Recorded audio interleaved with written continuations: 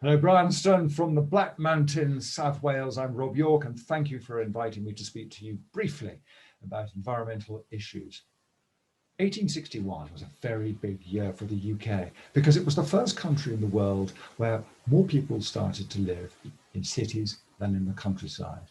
Of course, it coincided with the Industrial Revolution, and the government recently, in the last 2 weeks, has proposed the Green Industrial Revolution to take us into a greener future. Of course, today we are 85% urban-based, and that sometimes makes it hard to connect to the very environment that we're talking about. It's sometimes easier to look at a hashtag about climate and ecological crisis without understanding some of the wider context and some of the competing narratives in the same space.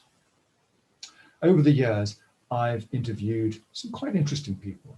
Michael Gove, when he was Secretary of State for Food and the Environment, George Monbiot, campaigning environmental activist, and Professor David Hughes, known as Dr. Food, an expert on food and diet. And it made me think about this great saying from a philosopher from years ago: for every complex problem, there's an answer which is clear, simple, and wrong. Now, I mention that because there is no one silver bullet.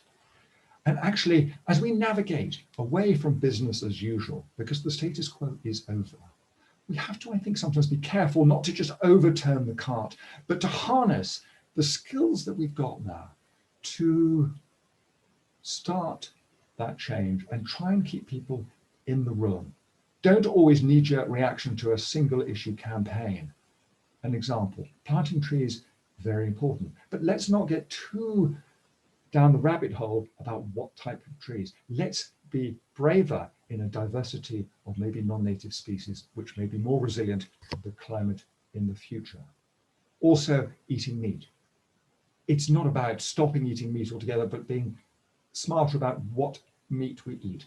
Meat as a treat, because of course we still need manure for organic farming, and we also need to look at hydroponics, the use of water-based agriculture.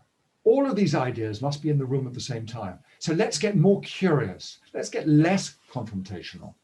Let's free think and not group think. Let's try and keep people in the room who may, of course, have different opinions. Let's tolerate debate and different viewpoints. Embrace diversity. Because we're all on a journey together in putting the environment higher up the political agenda, while at the same time taking more personal responsibility for our own consumption and our own lifestyles as we make this journey, as I said, together. So I look forward to helping you on that journey. Thank you very much.